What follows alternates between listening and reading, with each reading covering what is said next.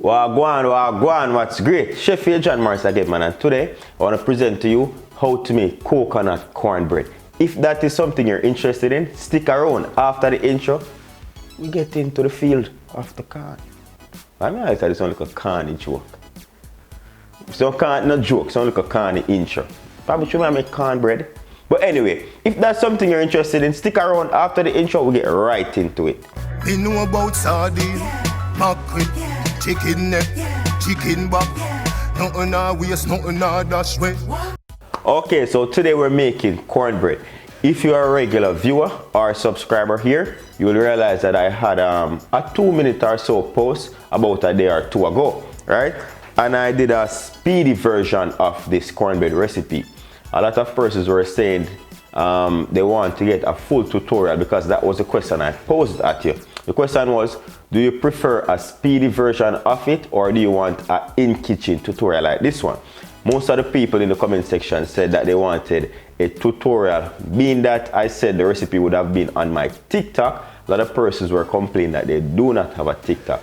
I just got myself a TikTok, by the way, Hawt Chef, right? And that Hawt is spelled H-A-W-T. If you want to get like a quick recipe, speedy, no explanation, you can follow my TikTok. And if you want to see like behind the scenes and pictures and stuff, you can follow me on my Instagram. That's where I post all the pictures that you see in my thumbnail if you want to get a closer look. Yeah, I post on my story every day. May it be fitness, music, lifestyle, and also food. Enough about the chattering. We're going to get into this recipe quite quick and easy. Simple recipe, see? And I'm going to list out a few of the ingredients that I have here today. The first one being some all-purpose flour, right? And I'm using 2 cups of all-purpose flour. And over here I have some fine-grained cornmeal. I'm using 2 cups of fine-grained cornmeal. You go hand in hand with the cornmeal and the flour because you want the cake to have that structure, right? So you can't use more cornmeal than flour because the flour is what gives it that structure to keep it so it doesn't break apart. And the choice of cornmeal that I'm using, it's a fine-grained cornmeal. Do not use the coarse cornmeal because that will just be hard on the stomach to digest and everything. So the fine grain is better, right? And then over here now I have 3 large eggs. Then I have 1/4 cup of shredded coconut flakes. It's so funny about this coconut flakes. After I finished made that video on my TikTok, I placed it on my Instagram as well. And a friend of mine commented and said, yo, you should try putting in the flakes in there. And I'm like, yo, that's exactly what I thought just before I posted the picture. And then Alexa came back and then confirmed everything again. I said coconut flakes, you know. So I'm going to add the coconut flakes in there just for an extra crunch. It is optional, you don't have to put it in there. But if you want to get like extra layer of crunch, you can put the shredded coconut flakes. And then right here I have 1 tablespoon of table salt, right? You can use whatever salt of your choice, but make sure it's 1 tablespoon leveled, right?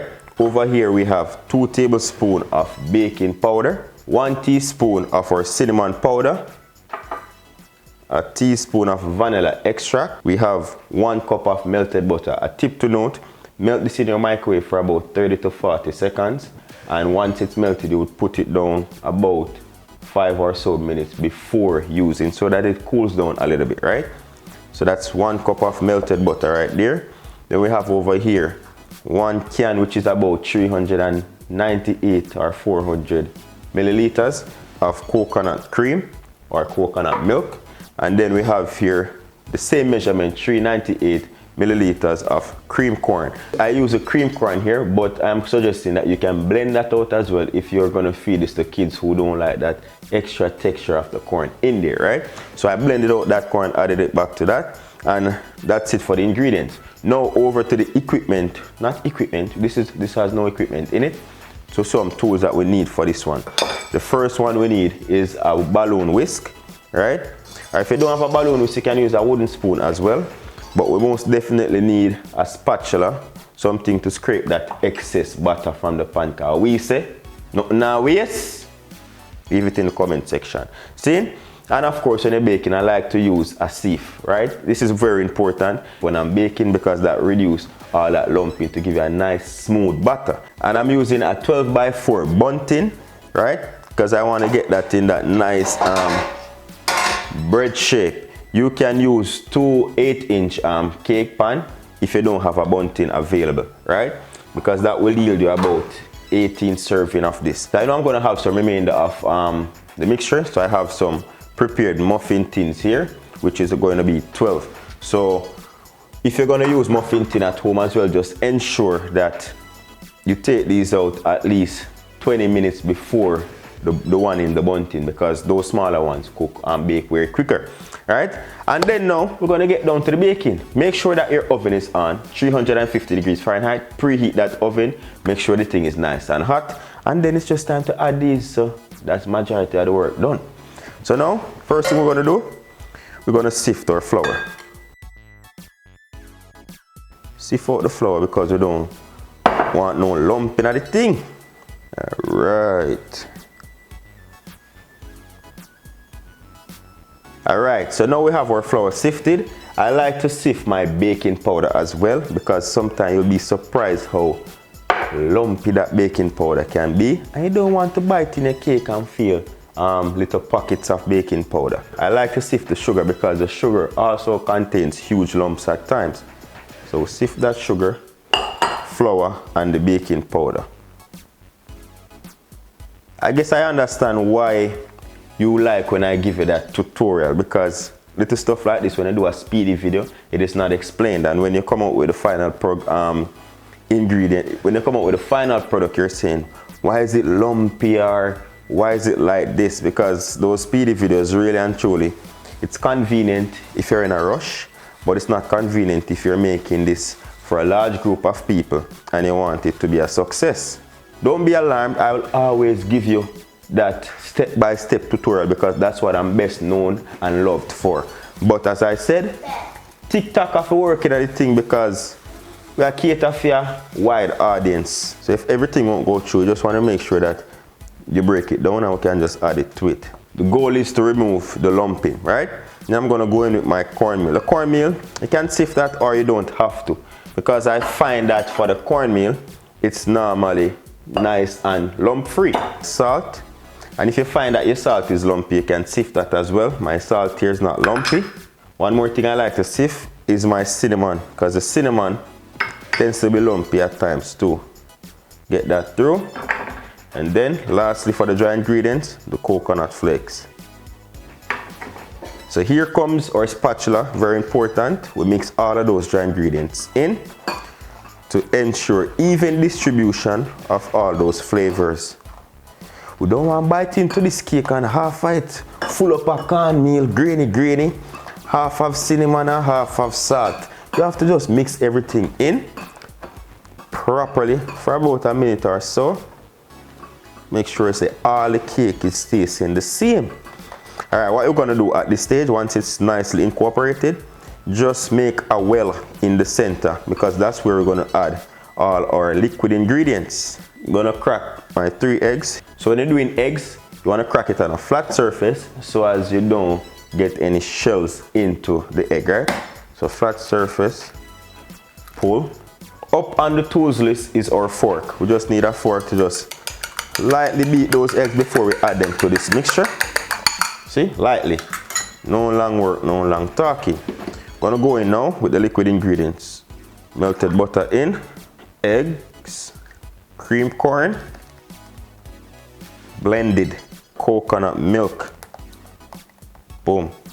And of course, our vanilla extract for just bring a nice essence in the thing. See? And the thing about this one now is, a lot of persons may ask, can I use water instead of milk? Yes, you can. Can I use just straight cornmeal instead of the cream corn? Yes, you can. But again, you're going to affect how moist your cake is. I'm going to show you a picture as soon as I put this in the oven of what that cornbread looks like that I baked 2.5 days ago. It's still nice and moist. And that's a result of us using the milk. And if you don't want to use coconut cream, you can go ahead and use your almond milk or your cow's milk. But coconut cream is what I love, so that's why I'm using that one, right? And the melted butter helps to make it nice and moist. So for the substitution, if you're going to use water instead of milk, you have to up your butter content, because so whatever the butter content is, you have to up that a little bit if you're going to use water instead of the milk, right? Because the butter is going to be there to give you that nice, as I said, consistency and let it be nice and moist. So we just mix that in. Nothing long, not a long process. Mixing takes about a minute, not even. I want to make sure you're scraping the sides of the bowl, just so if you have any dry ingredients there, get that incorporated. Scrape all the way to the bottom, lift that up so it runs nicely through your whisk. That's what you want. This looks like a nice bowl of extra thick cornmeal porridge, and we're ready to go. We're gonna grease our bunting with some vegetable spray. So you want to tap out the excess butter, because we say nothing now waste, you know, from out of our whisk. Gently do that, you don't want to create a mess all over your kitchen counter. I'm gonna add that now right in, and we're gonna fold this up to about and leave about 1.5 inch from the top so that nothing doesn't float over on us. Nice. Then we're going to tap this down onto your counter. We're just going to fill those to the cupcake holders. Leave about 1/2 inch from the top, like so. So there you have it, real quick and easy. Now it's time for the baking. The oven is already preheated. Just gonna pop these in. The large one, which is 12 by 4, goes in for 1 hour. The small ones, we're gonna put them in for 25 to 30 minutes and then check on them. Another pro tip to note when you're doing baking, get yourself a toothpick, insert it in the center of one of those cakes, and if it comes out slightly sticky, it's time to take it out, because the cooking process or the baking process still continues after the fact when you turn the oven off. So don't wait until that toothpick comes out clean before you remove it from the oven. That will result in a dry cake, or in this case, a dry bread, right? So it's gonna pop these in. As I said, we're gonna give this 25 minutes, then we're gonna check it. If it needs any more time, we give it another 5 or 10 more minutes, but it's gonna come out way quicker than the big one right here. Once you have everything prepared, it took me 25 minutes to get everything together, and that's because I'm talking. So if you're at home making this, I guarantee you, once you have everything prepped up and weighed out, this will take you about 5 minutes or less to put together, and you have a beautiful cake in 1.5 hours at maximum, because it will take you about 20 minutes to get everything measured out. So yeah, after an hour, we'll get back and show you what they look like.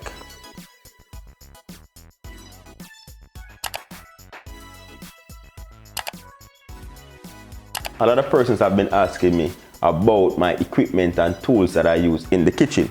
So I created a link that you can follow below. Click the link below, and I'm going to try to pin this on the comment section or even in the description of all my videos, so you can use the same equipment that I use here in my kitchen, because especially this cutting board, a lot of persons have been asking me about this cutting board. So there you go.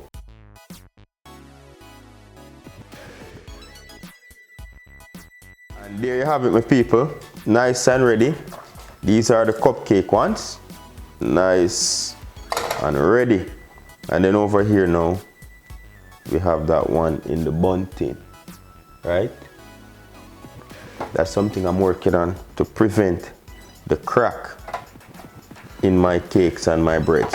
Once you release the ends and you top the bottom of this, just leave it to cool down for about 20 to 25 minutes, and that way it won't break up on you when you take it out. And I'm just going to give you a quick B-roll of what this would look like on the inside, nice and moist.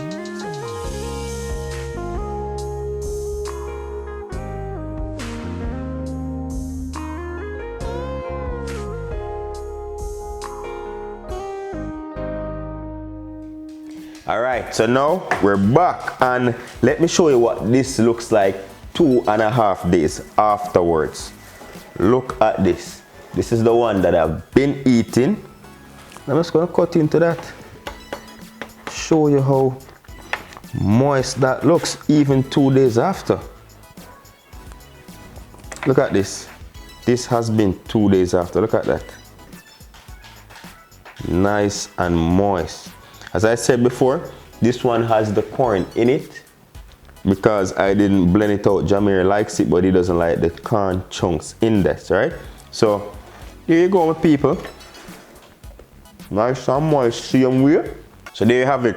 how to prepare coconut cornbread here on Morris Time Cooking It. Once again, thank you very much for watching. If you enjoyed this video, don't forget to give it a thumbs up. If you try this recipe out at home, don't feel shy. Tag me on Instagram, send me a post so I can repost it in my stories for everybody to see how beautiful yours come out, just like this one. Thank you again. Until next time, safe travel upon the gravel. Stop eating bad. Go and big up on yourself.